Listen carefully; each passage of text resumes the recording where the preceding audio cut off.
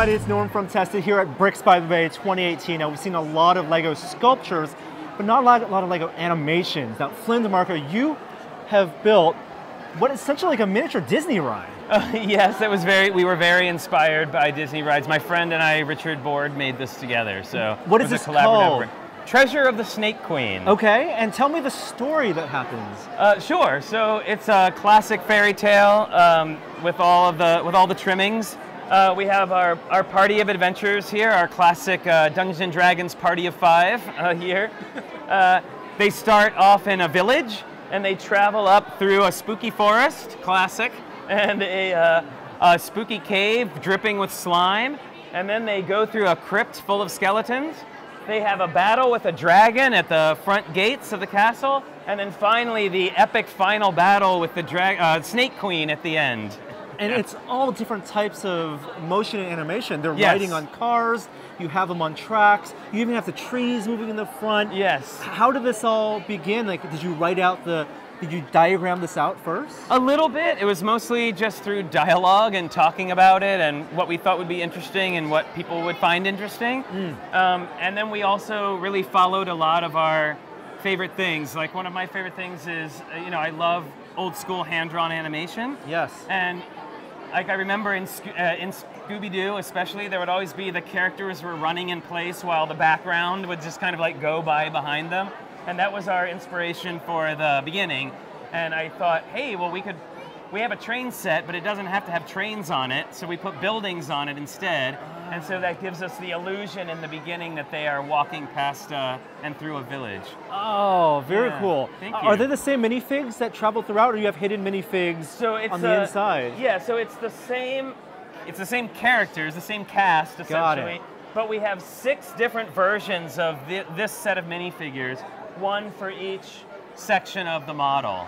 And each section seems to be a different aesthetic style as well. You have foliage in one, caverns in the other, you even have a skull on the side. Sure. Well, we wanted it to get spookier as it went up, sort of more idyllic at the bottom and spookier at the top. And then we really like things that you can view from 3 sides.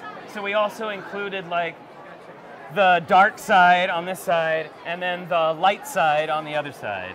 The type of tiling you do on the side with the mountains is really striking. Oh, thank you. It doesn't read like pieces, bricks stacked on top of each other. Is that because of the different colors you use, or how did you achieve that? Well, we went for a lot of different colors. We also, we tried to create lots of levels, and so oftentimes we wouldn't just stack bricks. We would have, say, like a plate.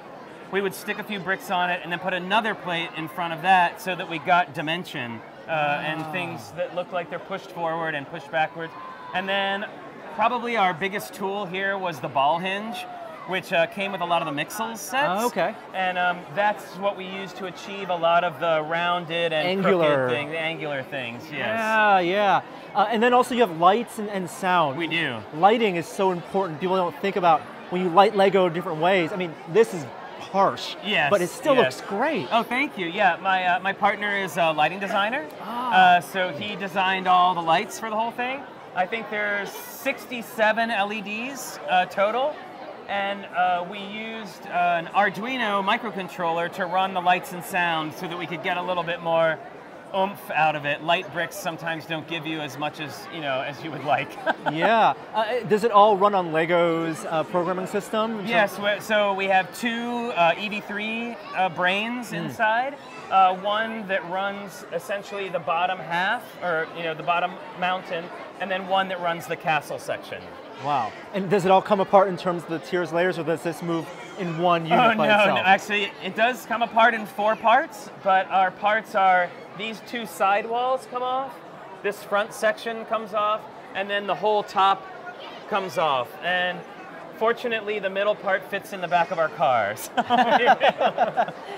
Barely. Yes, very barely.